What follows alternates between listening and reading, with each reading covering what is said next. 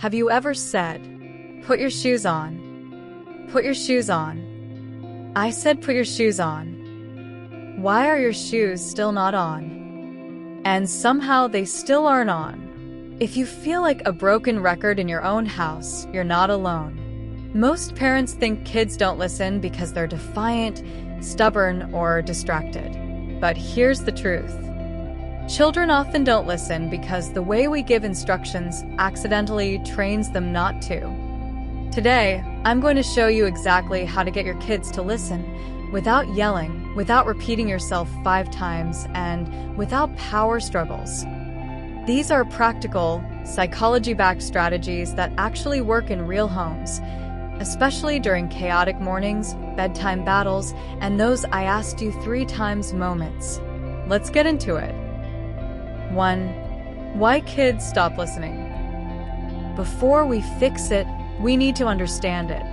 When parents repeat themselves over and over, something subtle happens. Kids learn they don't have to respond the first time. If you say something 5 times before acting, your child learns this pattern. First request, optional. Second request, optional. Third request, maybe. Fourth request, she's getting serious. Fifth request, okay, fine. Repetition trains delay. This isn't because your child is manipulative. It's because children are pattern detectors. They study cause and effect constantly. Another reason kids don't respond? Attention overload. In today's world, screens, noise, toys, stimulation, kids are often deeply immersed in what they're doing. When you shout instructions from another room, their brain literally doesn't switch tasks fast enough. And then there's connection. According to research in developmental psychology and attachment theory pioneered by experts like John Bowlby, children are wired to respond best within strong emotional connection. When they feel disconnected, stressed, or rushed, listening drops dramatically. So this isn't about control. It's about clarity, consistency, and connection. 2.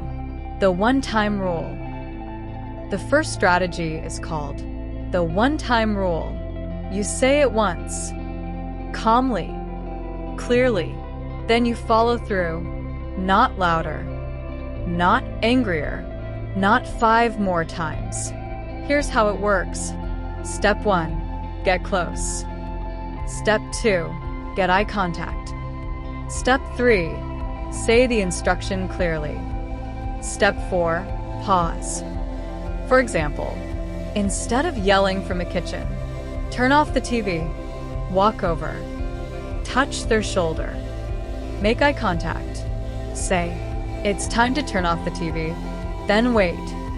Silence is powerful. If they don't move, you calmly follow through.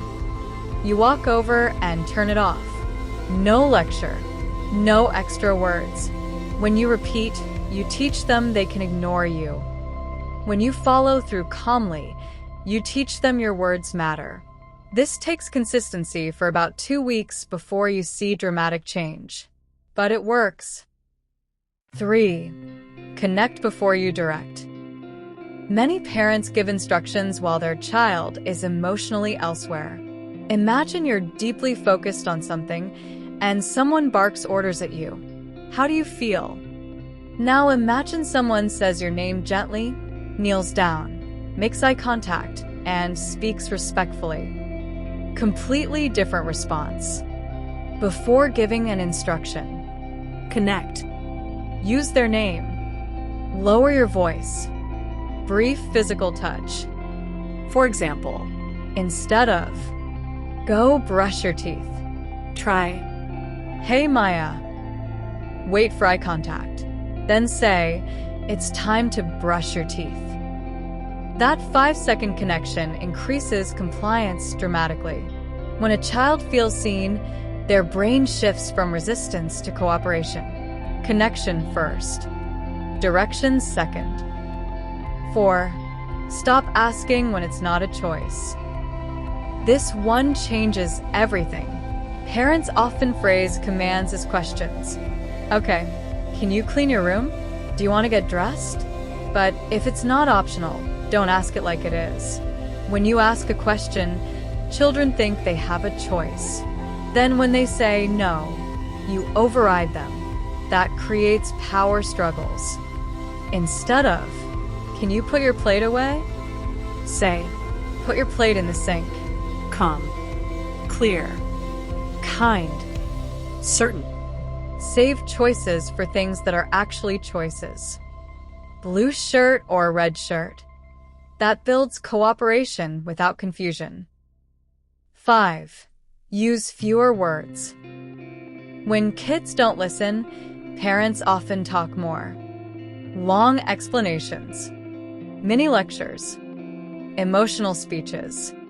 But overwhelmed brains don't process paragraphs, especially younger children. Use short phrases instead of, how many times do I have to tell you to pick up your toys? We've talked about this, and we clean up before dinner because otherwise it's messy and I trip over things. Say, toys, in the bin. short, Neutral. direct. The more words you use, the less power your instruction has. 6. The when-then method. This removes nagging completely. It works like this. When your shoes are on, then we go outside. You're not threatening. You're stating cause and effect. This method works beautifully because it teaches responsibility instead of obedience. You're not the villain. You're just the rule keeper. You're not forcing. You're guiding. 7. Follow through without emotion. This is the hardest part. If you give an instruction and don't follow through, your words lose value.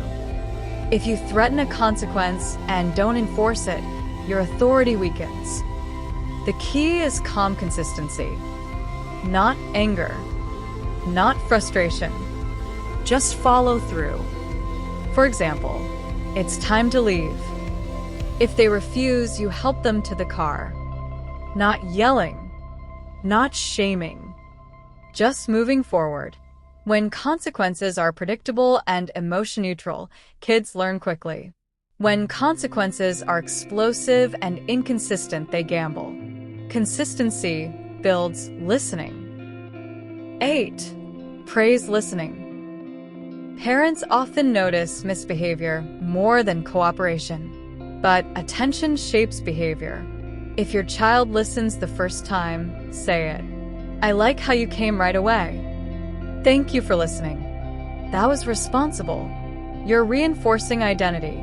Kids start seeing themselves as cooperative, and children live up to the identity we reflect back to them. 9. Fix the morning chaos. Most repetition happens during transitions. Morning, bedtime, leaving the house. The solution?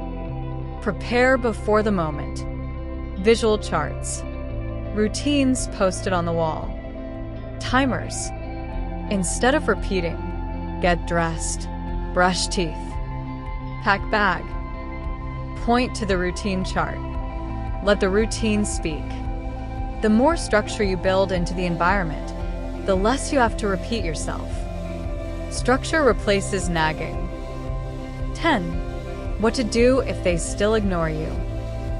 If you've applied all this and they still ignore you, check. Are they tired, hungry, overstimulated, seeking attention? Sometimes not listening is actually dysregulation. A child in fight or flight mode cannot process instructions well. In those moments, lower demands. Regulate first. Guide second. You can't discipline a nervous system that feels unsafe. If you take nothing else from this video, remember this. Every time you repeat yourself without follow-through, you teach your child your words are optional. Every time you connect, speak clearly, and act consistently, you teach them your words matter. Listening is not about fear. It's not about control. It's about clarity, calm authority, and connection. You don't need to yell more. You need to repeat less and follow through more. If this helped you, comment one-time rule below. And if you want more psychology-based parenting strategies that build calm, confident kids, subscribe. Because the way we speak today becomes their inner voice tomorrow.